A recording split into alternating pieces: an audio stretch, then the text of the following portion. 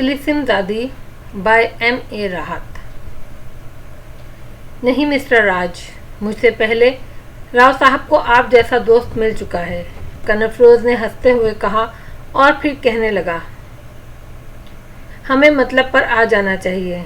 दरअसल राव सिकंदर जिस कदर ज़हनी उलझन के शिकार थे, इसे सिर्फ मैं ही जानता हूँ। कर्नल साहब, एक ऐसी अनोखी कहानी हमारी ज़ात से वाबस्ता है जिसके बारे में हम दोनों ने कसम खाकर अहद किया था कि कभी किसी को ये कहानी नहीं सुनाएंगे, लेकिन बदकिस्मती से आज वो वक्त आ गया है कि मैंने राव सिकंदर को दूसरी कसम ये दी है, ये कहानी कम से कम कर्नल फिरोज को ज़रूर सुना देनी चाहिए।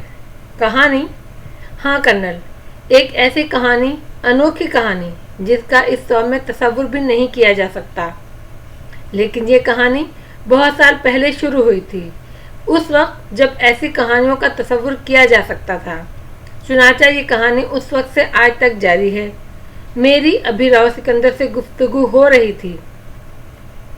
राव की परेशानियां अरूज पर थीं। मैंने इन्हें मशवरा दिया, कम से कम अच्छे दोस्तों को शरीके रात बना लेने में कोई हर्ज नहीं है। चुनाचा इस वक्त ये मनहूस कहानी मैं आपको सुना रहा हूँ ताकि आप भी इसमें शरीक हो जाएं और सही फैसले कर सकें। कर्नल फिरोज का चेहरा तस्वीर हैरत बन गया। गजाल भी मुस्तजवाना निगाहों से राजदेव को देख रहा था। राजदेव ने ठहरे हुए लहजे में कहा, यह कहानी उस वक्त शुरू हुई थी कर्नल, जब मुझे और राव सिकंदर को मुहिम्मात का शौक दीवानगी की हद तक था। हम लोग हर चंद के मसरूफ कार हो गए थे, शादियां हो गई थी, हमारी मसाइल पैदा हो चुके थे, लेकिन जब भी वक्त मिलता हम कहीं ना कहीं निकल जाते थे और फिर एक मुहिम में हमें इंतहाई हैरत अंगेज वाक़यात से दो चार होना पड़ा। ये बात हिंदुस्तान के शुमाली इलाके की है। हम लोग सैर व सियाहत करते हुए एक ख़ास इलाके में जा निकले थे जो दरियाए गवांडा के नाम से गवांडा ही की हैसियत से मशहूर है। इस इलाके में हमें अपनी ज़िंदगी के खौफनाक तरीन हालात से वास्ता पड़ा और फिर हम एक नदी किनारे जा निकले जहां हमें पानी में बहती हुई एक लाश नजर आई, एक इंसानी लाश जिसके नज़दीक एक जिंदा बच्ची मौजूद थी। राजदेव ने उस वक्त से लेकर आज तक की पूरी दास्तान कर्नल फिरोज और गजाल को सुनाई।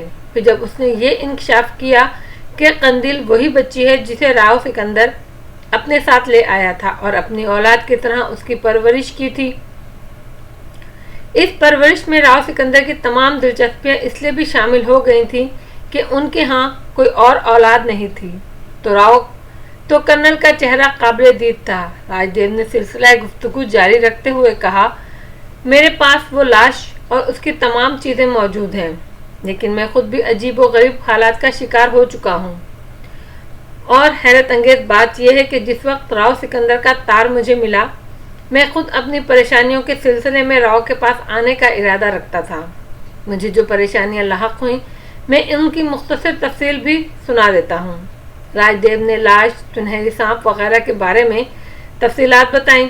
कर्नल फिरोज और गजाल अजीब सी निगाहों से राजदेव को देख रहे थे।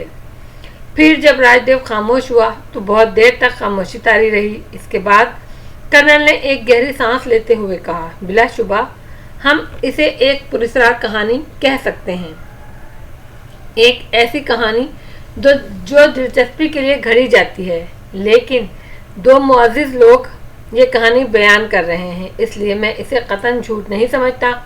ताहम कुछ मजहबी नुक्ते निगाह से और कुछ माहौल के लिहाज से मुझे ये सब कुछ अजीब महसूस हो रहा है।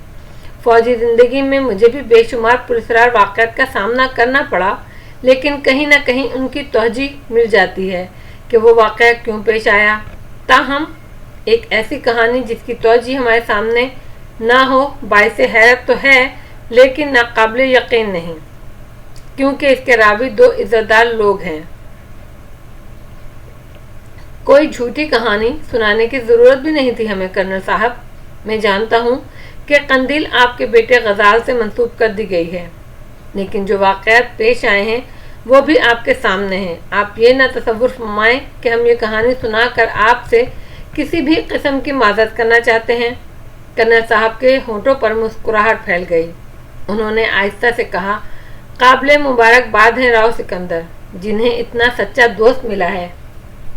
मगर हकीकत ये है राजदेव जी कि इस कहानी पर ज़रा सा उलझते हुए मुझे खुद भी ये ख्याल आया था कि कहीं आप ये बात तसव्वुर न फरमाएं। इस सिलसिले में मैं इतना अर्ज़ कर दूं कि राव सिकंदर ने मुझे ये एजाज़ बख्श कर मेरी इज़्ज़त अफजाई की है और मैं हर हालत में हर कीमत पर यह एजाज़ कायम रखना चाहता हूँ। भूल कर भी यही नहीं सोच सकता कि ये कहानी मुझे किसी और मकसद के तहत सुनाई गई है। बस चूँकि ज़िंदगी में ऐसे वाक़यात पेश नहीं आए इसलिए मैं थोड़ा सा तारुस कर गया। माफ़ी चाहता हूँ कर्नल साहब, बस यूं ही ज़रा दहनी कबीदगी तारी हो गई थी। राजदेव ने कहा, आप इसमें हक बजानिब हैं। कोई भी शख्स ये सोच सकता था, लेकिन अब आपको ये कबीदगी दहन से मुस्तकिल तौर पर निकाल देनी चाहिए। यकीनन ये कहानी आपकी सुनाई हुई है, इसीलिए झूठी नहीं होगी और मैं आप दोनों पर पूरा यकीन रखता हूँ। लेकिन एक दरख्वास्त है आपसे कि कहानी जिस अंदाज में मुझे आगे बढ़े कर्नल फिरोज को नज़रअंदाज ना किया जाए। मैं आप दोस्तों जैसी अदीम दोस्ती के काबिल तो नहीं हूँ, लेकिन अगर इस सिलसिले में अपना कुछ फ़र्ज पूरा कर सकूँ तो मुझे मुसरत होगी। जहाँ तक ग़ज़ाल के सिलसिले का ताल्लुक़ है तो इस वक्त मैं ये कहते हुए आर महसूस नहीं करता कि मैं इस हालत में भी कंदील से अपने बेटे का निकाह पढ़ाने के लिए तैयार हूँ। वो जैसी भी है, अगर मुझे मिल जाए तो मैं इसे अपनी खुशकिस्मती समझता हूँ। इसका जो इलाज राव सिकंदर कराना चाहते हैं, मैं इसकी जिम्मेदारी कबूल करने के लिए भी तैयार हूँ। मेरा ख्याल है ये अल्फाज अजीब ज़रूर हैं, लेकिन मेरी सच्चाई का इजहार कर रहे हैं। तब तो कर्नल साहब, मुझे भी अब ये अफसोस है कि आपसे पहले मुलाकात क्यों ना हुई। मैं भी आपसे बात कहते हुए बड़ा गरूर महसूस करता हूँ कि अगर कंदील आपकी बहू बने तो हम दोनों के सर फ़ख्र से बुलंद हो जाएंगे। बाराहे करम, आप मेरी थोड़ी सी कबीदगी को नज़रअंदाज कर दीजिएगा। कर दी। अब हमें ज़रा दूसरे अंदाज में गुफ्तगू करनी चाहिए। ये बताइए राजदेव जी कि आपने क्या फ़ैसला किया? क्या हमें कंदील के इलाज के सिलसिले में क्या करना चाहिए?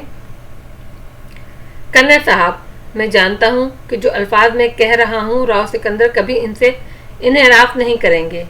मैं पहले एक तजर्बा करना चाहता हूँ। मेरी राय है मैं कि कंदील को इलाहाबाद ले जाऊँ और वहाँ अपने नवादर खाने में इसे लाश दिखाऊँ। मैं देखना चाहता हूँ कि इस पर क्या रद्दमल होता है।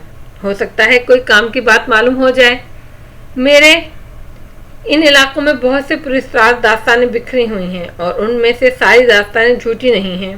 कहीं ना कहीं कोई सच्चाई मिल ही जाती है। चुनाचा हम इस नज़रिए को नज़रअंदाज नहीं कर सकते। कर्नल फिरोज पुरख्याल अंदाज में गर्दन हिलाने लगे और फिर बोले, क्या मुझे ये इज़्ज़त बख्शी जाएगी कि मैं भी इस मामले में शरीक हो जाऊं? बड़ी बदनसीबी है मेरी कि अब मुझे कुछ कहते हुए झिझकना पड़ रहा है। मैं आपको दावत देता हूं कर्नल, आप मेरे साथ इलाहाबाद चलिए। काश मैं ये दावत बेहतर हालात में देता, लेकिन मजबूरियां इंसान के साथ ही होती हैं। तो फिर राजदेव जी, मैं और गज़ाल भी आपके साथ चलेंगे। हम इस वक्त तक इस मसले को पसे पुश नहीं डालेंगे जब तक हमें इसका हल नहीं मिल जाता। क्यों राव साहब, आपको मेरी बात पर कोई एतराज़ तो नहीं? नहीं कर्नल, मेरा सर गरूर से ऊंचा हो गया है। मैं ऐसे ऐसे दोस्तों की दोस्ती के से माला माल हूँ, राव सिकंदर ने जवाब दिया। गज़ाल इस दौरान बिल्कुल खामोश रहा था, लेकिन उसके चेहरे पर एक पिलाहट सी दौड़ गई थी। वो न जाने क्या सोच रहा था। शायद उसे अपने दिल की दुनिया लुटती हुई महसूस हो रही थी, लेकिन बुजुर्गों का एहतराम माने था कि वो कुछ बोल नहीं सका। कर्नल फिरोज ने राजदेव से पूछा, क्या आपने उसे देख लिया? नहीं, अभी तो मैं अपने दोस्त ही को संभालने में मसरूफ़ हूँ। वैसे क्यों ना आपकी मौजूदगी में कंदील से मुलाकात की जाए? राव इसकी इजाज़त देंगे? आइए कर्नल साहब, राव सिकंदर ने कहा और चारों उठ गए। थोड़ी देर के बाद वो उस कमरे के सामने पहुंच गए जो कंदील का कमरा था। बाहिर सतूत जहां मौजूद थी। सो रही है, सतूत ने कहा। भाभी, आपने ये क्या हालत बना रखी है? बीमारी इंसान को ही होती है। ये दूसरी बात है कि बाद बीमारियां पेचीदा होती हैं। कंदील की बीमारी पेचीदा ज़रूर है, लेकिन शुक्र है कि ख़तरनाक नहीं है। हम इसे इलाज के लिए यूरोप ले जाएंगे। आप इत्मीनान रखें, ये ठीक हो जाएगी। आपको हिम्मत से काम लेना चाहिए। राजदेव ने कहा, आइए कर्नल, और सब दबे कदमों अंदर दाखिल हो गए। कंदील बिस्तर पर चट पड़ी हुई थी। इसके दोनों हाथ सीने पर रखे हुए थे, आंखें बंद थी, चेहरा अजीब सी कैफियत पेश कर रहा था। वो सब बिस्तर के नजदीक खड़े हो गए। दफतन कंदील ने आंखें खोल दी। बिल्कुल यूं लगा जैसे किसी लाश की आंख अचानक खुल गई हो। राजदेव सबसे आगे था और उसी ने सबसे पहले कंदील की आंखें खुलती देखी, लेकिन इस आंखों को देखकर वो बौखलाए हुए अंदाज में एक कदम पीछे हट गया था।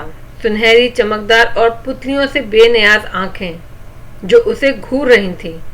उनके अंदाज में एक करख्तगी थी। फिर कंदील के चेहरे के तासुरात भी बदल गए। इसने बदन को हरकत दी और कोहनियों के बल उठकर बैठ गई। उसका चेहरा राजदेव की तरफ था और वह दूसरे लोगों से बेनियाज थी। फिर उसके हलक से आवाज निकली, ऐशु ऐशु बोना शाय, बार ऐशु बोना शाय। राजदेव ने थूक निकलकर दूसरों की तरफ देखा, फिर मुशफ़्फ़क़ लहजे में बोला, कंदील बेटी, मैं हूँ राजदेव, तुम्हारा चाचा। ऐशु बोना शाय, कंदील गर्जी। ये क्या कह रही है? राजदेव ने सिकंदर की तरफ देखा। खुदा जाने। राव सिकंदर गहरी सांस लेकर बोला। कंदील इसी तरह राजदेव को देखती रही। फिर उसने आंखें बंद कर ली और धम से बिस्तर पर गिर पड़ी। राव ने आगे बढ़कर उसे बिस्तर पर सीधा कर दिया। अब कंदील में कोई तहरीक नहीं थी। आओ राज, सिकंदर ने कहा और सब उसके कमरे से निकल आए। एक बार फिर ड्राइंग रूम में नशिस्त जम गई। गजाल ने पहली बार जुबान खोली। आपने एक बात महसूस की अंकल राज? क्या बेटे? जो ही आप कमरे में दाखिल हुए यूं लगा जैसे कोई एहसास हुआ हो। उसने इसी अंदाज में आंखें खोली और फिर उसने जो अल्फाज कहे इनमें सवालिया अंदाज था, जैसे वो आपसे कुछ पूछ रही हो। मैंने महसूस नहीं किया था, सच्ची बात है, मैं किसी कदर खौफजदा हो गया था। राजदेव ने एतराफ़ किया। गजाल का कहना दुरुस्त है, राव सिकंदर बोला। दूसरी बार भी उसने वही जुमला दोहराया और अंदाज भी मुख्तलिफ ना था। वो कुछ पूछ रही थी, मगर क्या? कर्नल फिरोज बोला। इस सवाल का जवाब किसी ने नहीं दिया। थोड़ी देर तक खामोशी रहने के बाद राजदेव ने कहा, बहरहाल मेरा फैसला अटल है, कंदील को इलाहाबाद ले चलते हैं। इसके बाद की जो सूरत हाल होगी उसके पेश नज़र फैसला करेंगे। कर्नल फिरोज ने इसकी तायद करते हुए कहा, मुनासिब ख्याल है। ये रवानगी कब होगी? कल ही चल देंगे। जब एक फैसला कर लिया है तो देर करने का क्या मतलब? मैं और गजाल भी आपके साथ चलेंगे देव जी। आप लोग बेफिक्र रहें, मैं तमाम इंतजामात भी कर लूँगा, कर्नल ने कहा। फिर इन लोगों ने इजाज़त तलब की। राजदेव, राव सिकंदर इन्हें बाहर छोड़ने आए। जब वो नज़रों से ओझल हो गए तो राजदेव ने कहा, बेमिसाल इंसान है राव, एक आला ज़र्फ। मैं उनके ये अल्फाज कभी नहीं भूल सकूंगा कि उसने इस आलम में अपने बेटे की निकाह की पेशकश की थी। खुदा ने मुझे दोस्तों के मामले में बहुत खुशकिस्मत रखा है। गजाल के बारे में तुम्हारी क्या राय है? बहुत पुरअज़म नौजवान है और कंदील को बहुत चाहता है। राव सिकंदर आह भरकर खामोश हो गए। तब राजदेव ने कहा, अब इंतजामात शुरू कर दो, खास तौर से सतूत भाभी को मुतमईन करना ज़रूरी है। मैं तुम्हें बता चुका हूँ तुम्हें क्या कहना है। इस तरह सतूत भाभी मुतमईन हो जाएंगी। बाकी मामला तकदीर का है, जो भी तकदीर में हुआ। ठीक है, राव सिकंदर ने ठंडी सांस भरकर कहा और फिर राज को उसके कमरे में छोड़कर सतूत जहां के पास पहुंच गया। सतूत, कंदील का सूटकेस तैयार कर दो, मेरे लिए भी चंद जोड़े रख देना। हम कल इलाहाबाद जा रहे हैं। क्या तय कर लिया है आपने? इलाज कराएंगे कंदील का और तुम इत्मीनान रखो, सब ठीक हो जाएगा। क्या मतलब? सतूत जहां ने सवालिया अंदाज में कहा, भाई तुम्हें यह तो अंदाजा है कि खुदा न खास्ता उसे कोई मौजी मर्ज नहीं है, बस जहनी खलल है जिसका असल सबब दरियाफ्त करना है, और यह सबब दरियाफ्त हो जाए तो इलाज बआसानी हो जाएगा। हमने फैसला किया है पहले यहाँ कोशिश किए लेते हैं। अगर इस कोशिश में हमें नाकामी हुई तो फिर हम उसे यूरोप ले जाएंगे। तुम जानती हो यूरोप में तो बड़े बड़े जहनी अमराज के मुआलिज मौजूद हैं। अंदाजा यही कायम किया गया है कि कोई ऐसा जहनी चिरक लगा है कंदील को जिससे इसका जहनी तवाज़ुन मुंतशिर हो गया है। बेहतर तरीके से इलाज होगा तो ठीक हो जाएगी। फिलहाल हम इसे इलाहाबाद ले जा रहे हैं। मैं तुमसे दरख्वास्त करता हूँ सतूत कि अब इस नागहानी के लिए खुद को तैयार कर लो और हिम्मत के साथ वक्त गुजारो। बात बिल्कुल परेशान कुन नहीं है, वो ठीक हो जाएगी। सतूत जहां ने एक सिसकी सी ली اور مغموم لہجے میں بولی، خدا نے مجھے بے اولاد رکھا، لیکن خدا ہی گواہ ہے، اس نے مجھے کبھی اس کا احساس نہ ہونے دیا۔ نہ جانے میری بچی کو کس کی نظر کھا گئی۔ اب میں کہتی ہوں کہ اس پر کوئی سایہ ہو گیا ہے۔ ارے کم از کم کسی مولوی کو دکھا لیتے تو مجھے بھی اطمینان ہو جاتا، مگر میری کون سنتا ہے۔ پگلی ہو تم، کیوں نہیں سنتے ہم تمہاری؟ لیکن بس تم عورتوں کے انداز میں سوچ رہی ہو، وہ بات نہیں جو تمہارے تصور میں ہے۔ اگر ایسا ہوتا تو میں تم سے انحراف نہ کرتا۔ مجھ پر اعتماد نہیں ہے تمہیں؟ کیوں نہیں؟ یہ میں کب کہہ رہی ہوں؟ ستوجا نے کہا، تو بس راؤ سکندر کی بیوی بنو، ہمت کے ساتھ حالات کا مقابلہ کرو۔ چلو شاباش، اب تیاریاں کرو، ہمیں کل روانہ ہونا ہے۔ ستوج جہاں اس انداز سے کافی مطمئن نظر آ رہی تھیں، بہادر تیاریاں مکمل کر لی گئیں۔ رات کو تقریباً 8 بجے غزال آ گیا اور اس نے آ کر بتایا کل صبح 10:30 بجے کی ٹرین سے الہ آباد کے لیے جانے کا بندوبست ہو گیا ہے، باقی تمام انتظامات بھی کر لیے گئے ہیں۔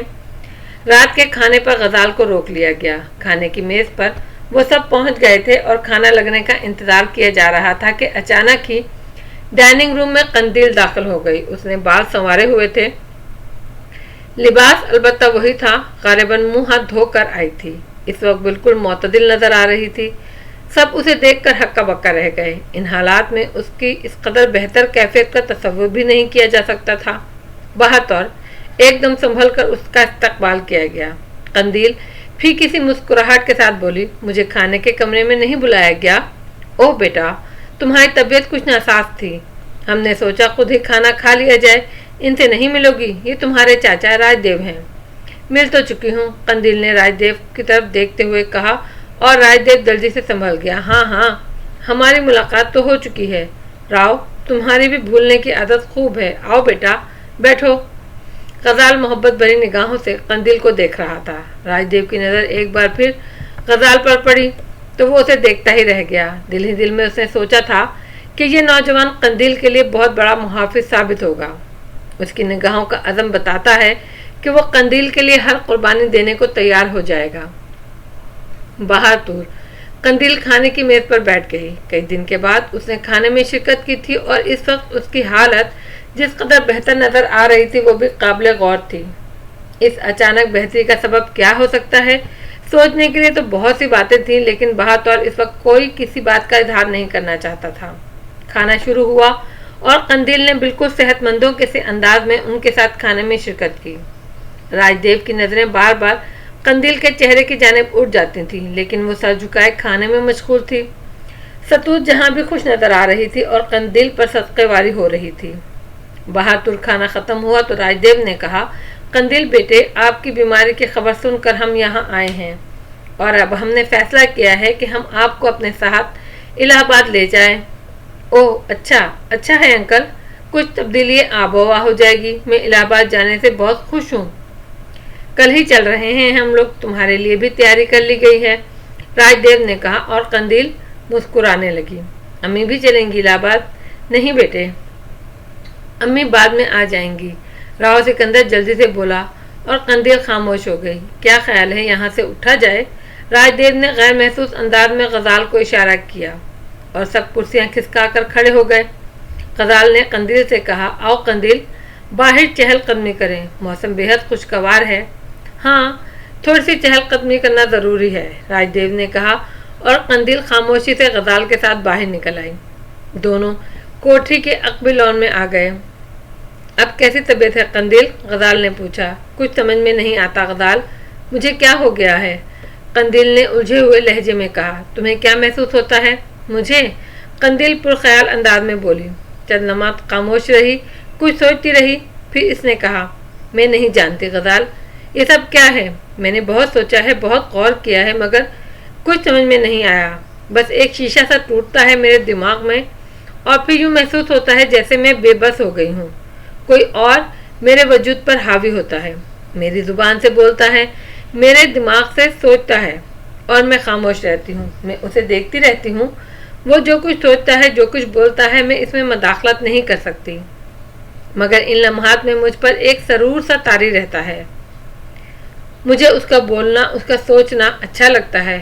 اور غزال، جب میں خود میں ہوتی ہوں تو میرا مطلب ہے میرا مطلب ہے جب وہ احساس مجھ پر طاری نہیں ہوتا تو میں ایک عجیب سی تشنگی محسوس کرتی ہوں، بڑی بےقلی محسوس ہوتی ہے مجھے، جیسے مجھے کسی کی تلاش ہے، جیسے مجھ میں کچھ کم ہو گیا ہے، میں نامکمل ہوں، مجھے اپنی تکمیل پسند ہے غزال، میں اسی احساس تلے رہنا چاہتی ہوں۔ غزال گہری نگاہوں سے قندیل کو دیکھ رہا تھا، پھر اس نے کہا، یہ احساس تمہیں کب سے ہے قندیل، کب سے؟ قندیل نے پرخیال انداز میں کہا، اور اس کے بعد وہ دیر تک کچھ نہیں بول سکی۔ غزال بھی خاموشی سے انتظار کرتا رہا۔ کافی دیر کے بعد قندیل نے کہا، فیصلہ کرنا مشکل ہو رہا ہے غزال، شاید یہ احساس مجھے ہمیشہ سے ہے، اس وقت سے جب میں نے سوچنا سیکھا۔ میں خواب دیکھتی تھی کہ میں سو رہی ہوں، پھر میرے بدن سے ایک چمکدار خول اتر جاتا تھا، کوئی مجھ سے علیحدہ ہو جاتا تھا، پھر میرا ہاتھ پکڑتا تھا، مجھے اٹھا لیتا تھا، اور غزال پھر میں نہ جانے کیا کیا دیکھتی تھی، نہ جانے کیا، مجھے بالکل یاد نہیں، لیکن جو کچھ میں دیکھتی تھی اس سے مجھے خوشی ہوتی تھی، اور جب میں جاگتی تھی تو مجھے دکھ ہوتا تھا کہ میں کیوں جاگ گئی۔ وہ مجھے بہت اچھا لگتا تھا، سب کچھ، وہ مجھ پر اعتماد پیدا کرتا تھا، مجھے احساس دلاتا تھا کہ میں سب کچھ کر سکتی ہوں، سب کچھ، میں خود کو بہت طاقتور محسوس کرتی تھی۔ اور غزال، میں ایک سوال کروں قندیل، برا تو نہیں مانو گی؟ نہیں غزال، برا کیوں مانوں گی؟ وہ اپنائیت سے بولی۔ قندیل، میری کیا حیثیت ہے تمہاری نگاہ میں؟ کیا مطلب؟ میرے تمہارے درمیان ایک رشتہ ہے قندیل، اور مستقبل میں اس کی تکمیل ہونے والی ہے، اور کوئی اور تمہیں اتنا پسند ہے کہ تم خود کو اس میں ضم کرنا چاہتی ہو۔ ان حالات میں میرا کیا ہوگا؟ کیسی باتیں کرتے ہو غزال؟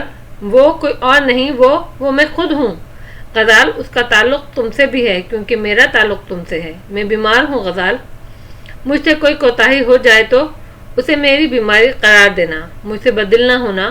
بیماریوں کا علاج کرتے ہیں، ان سے ناراض نہیں ہوتے۔ میں تم سے بالکل ناراض نہیں ہوں میری زندگی، تم کچھ بھی ہو میری ہو۔ اگر ہمارے راستے میں کوئی دیوار آئی اور وہ دیوار ناقابل تسخیر ہوئی تو میں اسے توڑنے کی کوشش میں جان دے دوں گا، پیچھے نہیں ہٹوں گا۔ یہ میرا عہد ہے قندیل، چٹانوں سے زیادہ ٹھوس، سمجھ لینا اسے۔ خدا کا شکر ہے، زبان تو کھلی آپ کی، بہت جذباتی ہو گئے آپ۔ قندیل نے مسکراتے ہوئے کہا، ہمیشہ تھا، تمہارے لیے کب جذباتی نہیں تھا میں؟ الہ آباد چل رہے ہیں آپ میرے ساتھ؟ ہر جگہ جاؤں گا، کائنات کے آخری سرے تک تمہارے ساتھ سفر کروں گا قندیل۔ واہ، آج تو مزہ آ گیا، ایسی گفتگو پہلی بار سنی ہے، اچھی لگ رہی ہے۔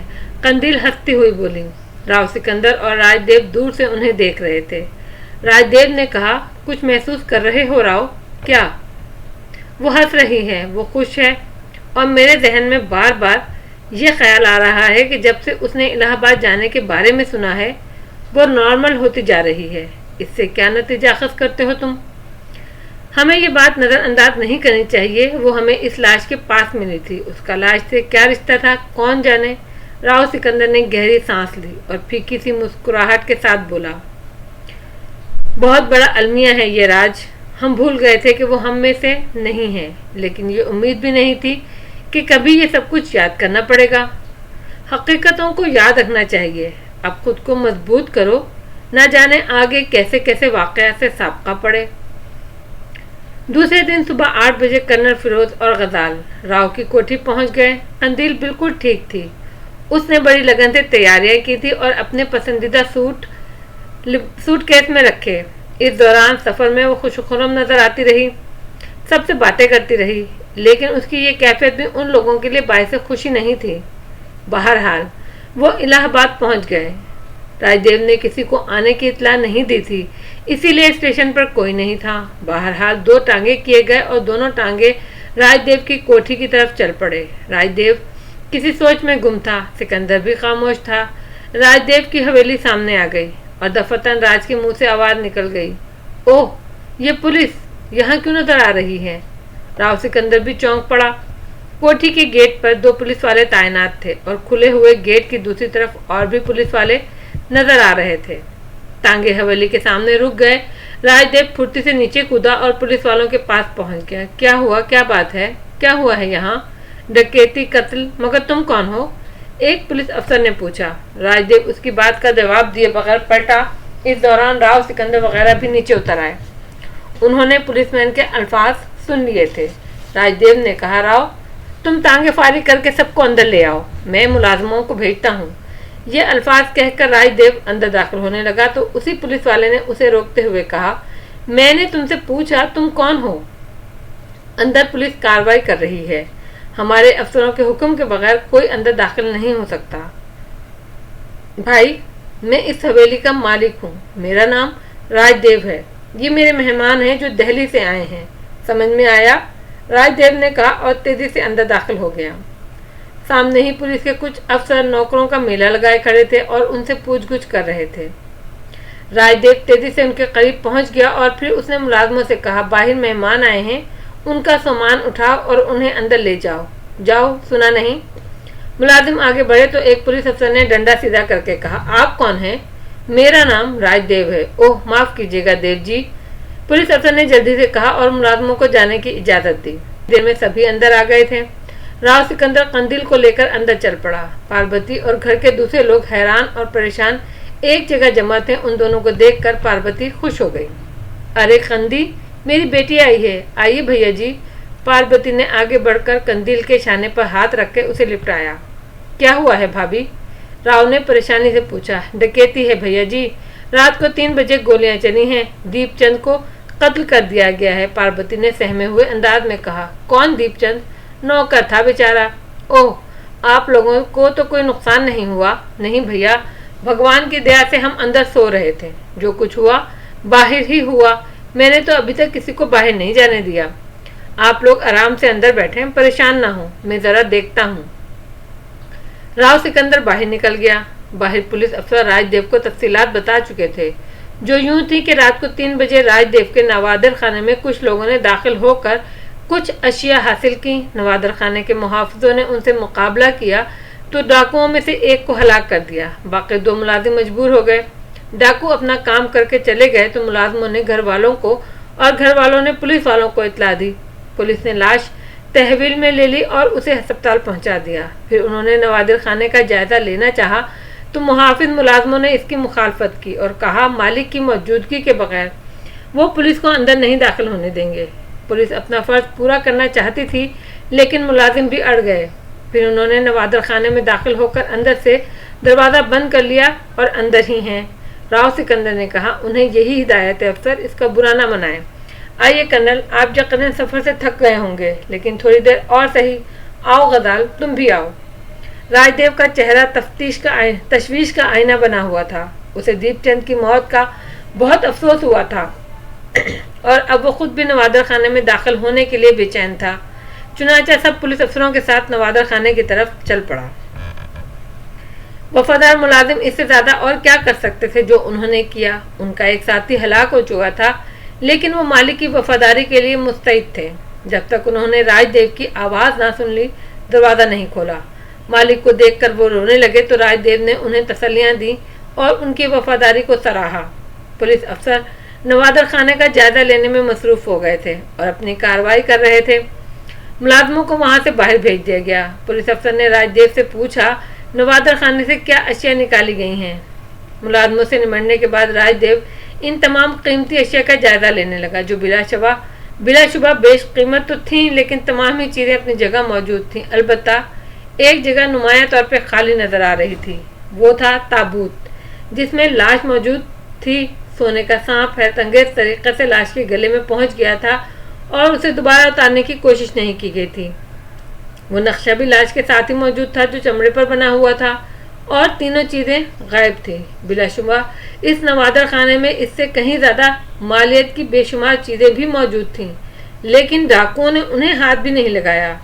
تمام چیزیں اپنی جگہ موجود تھیں، چنانچہ کم از کم جاننے والے یہ بات آسانی سے کہہ سکتے تھے کہ یہ باقاعدہ ڈاکہ نہیں تھا بلکہ ایک حیرت انگیز چوری ہے۔ تابوت کے عقبی حصے میں راج دیو کو ایک ایسی شے پڑی ملی جس سے وہ چونکا۔ یہ لاش کی گردن میں پڑا ہوا لکڑی کے زیوروں کا وہ ٹکڑا تھا جو غالباً لاش کو اٹھاتے وقت ٹوٹ کر نیچے گرا تھا۔ لکڑیاں بکھری ہوئی تھیں۔ مخصوص ساخت کی یہ لکڑیاں کافی تعداد میں تھیں اور بہت اور ان کا تعلق اسی پراسرار لاش سے تھا۔ رائے دیو نے پولیس افسروں کو مطمئن کرنے کے لیے کہا جو شے چوری ہوئی ہے وہ بھی نوادرا سے تعلق رکھتی تھی، ایک ہنوز شدہ لاش جس کی گردن میں سونے کا ایک سانپ تھا، باقی اور کوئی شے چوری نہیں ہوئی۔ پولیس افسر نے اس سلسلے میں رائے دیو کا بیان لکھا اور رائے دیو نے سادہ سے الفاظ میں چوری کی تفصیلات بتا دی۔ مالیت وغیرہ کا اس نے کوئی تعین نہیں کیا تھا، بس یہی کہا تھا کہ ڈاکہ زنی کرنے والے ڈاکو نہیں بلکہ صرف نوادرات کے چور تھے اور ایک نادر شے چوری کر کے لے گئے۔ پولیس نے اس سلسلے میں ان ملازموں کو مانگا جو محافظ خانے میں موجود تھے، لیکن رائے دیو نے سختی سے انکار کر دیا اور کہا کہ عالم خواب میں بھی میں ان ملازموں پر شک نہیں کر سکتا، چنانچہ ان میں سے کسی کو پولیس کے حوالے نہیں کیا جائے گا۔ معاملہ بہت بڑے آدمی کا تھا، اسی لیے پولیس بھی اس پر اصرار نہ کر سکی اور اس کے بعد پولیس والے وہاں سے چلے گئے۔ رائے دیو اور باقی تمام لوگ نوادر خانے ہی میں موجود تھے۔ کرنل فیروز اور غزال اس شاندار نوادر خانے کو دلچسپی کی نگاہوں سے دیکھ رہے تھے۔ کرنل نے کہا کم از کم یہ بات تو میری سمجھ میں آ گئی کہ وہی لاش چوری ہوئی ہے جس کا تذکرہ ہم لوگوں کے درمیان ہو چکا ہے۔ ہاں کرنل، اور کیا یہ حیرت انگیز بات نہیں ہے کہ لاش عین اس وقت چوری ہوئی جبکہ قندیل یہاں پہنچی؟ کرنل فیروز نے اس بات پر کوئی تبصرہ نہیں کیا۔ خود راج دیو بھی اس بارے میں کچھ نہیں کہہ سکا، البتہ اس نے ایک بار پھر ان لوگوں کو بتایا کہ جو پراسرار واقعات یہاں ہوئے ہیں ہو سکتا ہے ان کا بھی اس چوری ہی سے تعلق ہو۔ کیا کہا جا سکتا ہے، لیکن کہیں ایسا نہ ہو کہ قندیل کا یہاں لایا جانا بیکار ہو جائے۔ لکڑی کے اس زیور کو احتیاط سے سمیٹ کر محفوظ کر دیا گیا تھا اور اس بات کا شبہ بھی تھا راج دیو کو کہ کہیں وہ زیور حاصل کرنے کی کوشش نہ کی جائے۔ چنانچہ لکڑی کے ان زیورات کو نوادر خانے میں نہیں رکھا گیا بلکہ راج دیو نے انہیں ایک لکڑی کے سندوچکی میں بند کر کے اپنے کمرے میں محفوظ کر لیا۔ اس کے بعد انہوں نے اس کام سے فراغت حاصل کی اور اندر آ گئے۔ راج دیو نے اس بات پر کرنل فیروز اور غزال سے معذرت کی تھی کہ یہاں آتے ہی انہیں بھی الجھنوں کا شکار ہونا پڑا۔ اس بات پر کرنل فیروز نے مسکراتے ہوئے کہا انہیں صرف اس بات کا افسوس ہے کہ راج دیو کا ایک ملازم مارا گیا، ورنہ یہ پراسرار واقعات ان کی زندگی میں بہت دلچسپی کا باعث ہے کیونکہ اس سے پہلے انہیں کبھی ایسے واقعات کا سامنا نہیں کرنا پڑا تھا۔ اس کے بعد اس چوری پر تبصرے ہونے لگے۔ یہ بات باعث حیرت تھی کہ جو کوئی بھی نوادر خانے میں داخل ہو کر اس لاش کو چرانے کا باعث بنا تھا وہ کون تھا اور اسے خصوصی طور پر اسی لاش میں کیوں دلچسپی پیدا ہوئی۔